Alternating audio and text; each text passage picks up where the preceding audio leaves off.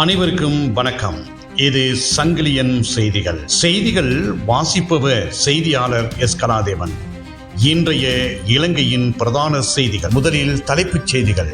வழங்கிய வாக்குறுதிகளை அரசு மீறியே வருகிறது. ஐரோப்பிய ஒன்றியத்திடம் தமிழ் அரசு கட்சி.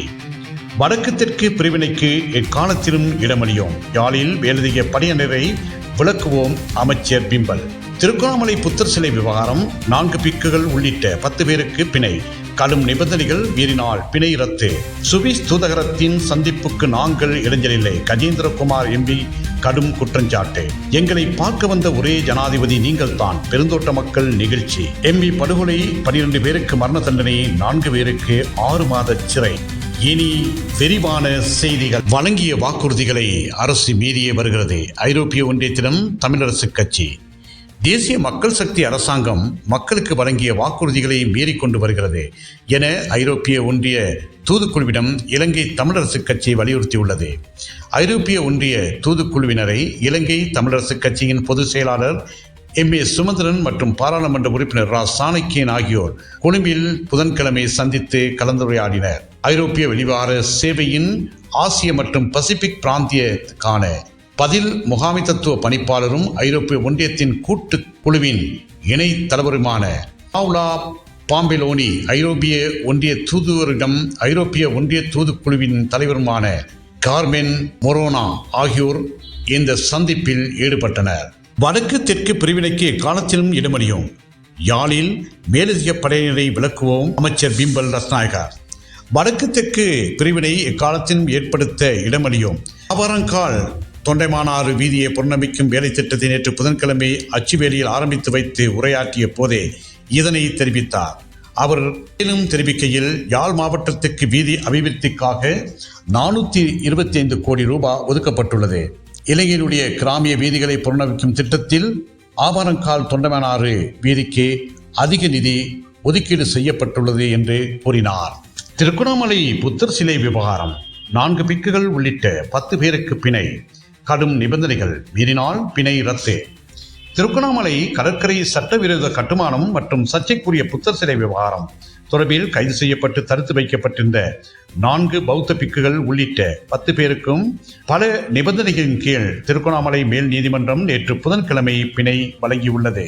இந்த சம்பவம் தொடர்பில் கைதாகி விளக்கமறையில் தடுத்து வைக்கப்பட்டிருந்த 10 பேரும் தலா 10 லட்சம் ரூபாய் பெறுமதியான 2 சரீர பிணைகளிலும் 10,000 ரூபாய் பெறுமதியான காசு பிணையிலும் பல முக்கிய நிபந்தனைகளின் கீழ் மேல் நீதிமன்றத்தினால் நேற்று பிணை வழங்கி விடுதலை செய்யப்பட்டதுடன் வழக்கானது நீதிவான் நீதிமன்றில் மீண்டும் எதிர்வரும் 17/6/2026 அன்று விசாரணைக்காக திகதியிடப்பட்டுள்ளது என்று அறிவிக்கப்பட்டுள்ளது. சுவிஸ் தூதரகத்தின் சந்திப்புக்கு நாங்கள் இடைஞ்சலில்லை.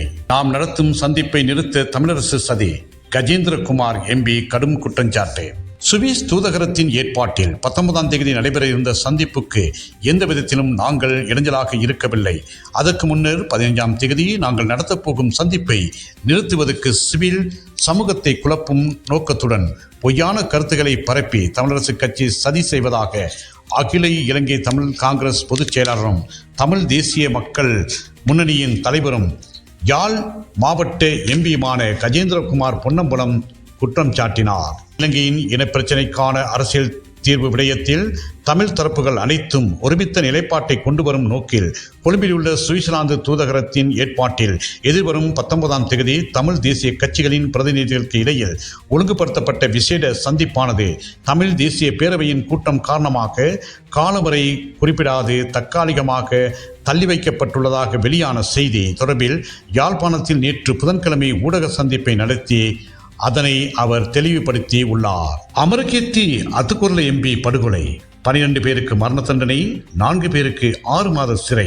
2022ஆம் ஆண்டில் காலிமுகத்திடலில் போராட்ட களத்தில் புலனர்வை மாவட்ட பாராளுமன்ற உறுப்பினர் அமரகீர்த்தி அத்துக்குரல மற்றும் அவரின் பாதுகாப்பு உத்தியோகத்தர் ஆகியோர் கொலை செய்யப்பட்ட சம்பவம் தொடர்பில் குற்றவாளிகளாக அடையாளம் காணப்பட்ட 12 பேருக்கு கம்பகா மேல் நீதிமன்றத்தினால் மரண தண்டனை விதித்து தீர்ப்பளிக்கப்பட்டுள்ளது.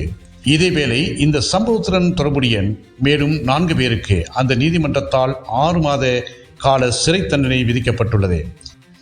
எங்களை பார்க்க தோட்டத்துக்கே வந்த ஒரே ஜனாதிபதி நீங்கள் தான். பெருந்தோட்ட மக்கள் நிகழ்ச்சி. நுவரெலியாவுக்கு விஜயம் செய்த ஜனாதிபதி அனுர்குமார் திசாநாயக்க நேற்று புதன்கிழமை காலை நுவரெலியா அட்டன் பிரதான வீதி நானோயா ரதல குறுக்கு வீதியில் உள்ள தோட்டப்பகுதிக்கு சென்று அங்குள்ள தோட்ட தொழிலாளர்களை நேரில் சந்தித்து கலந்துரையாடினார். ஜனாதிபதி இந்த தோட்டப்பகுதிக்கு வருகை தந்தபோது அங்கு திரண்டிருந்த பெருந்தலான தோட்டத்தை சேர்ந்த தோட்ட தொழிலாளர்கள் அவரை மிகவும் உற்சாகத்துடன் நெகிழ்ச்சியுடன் வரவேற்றனர்.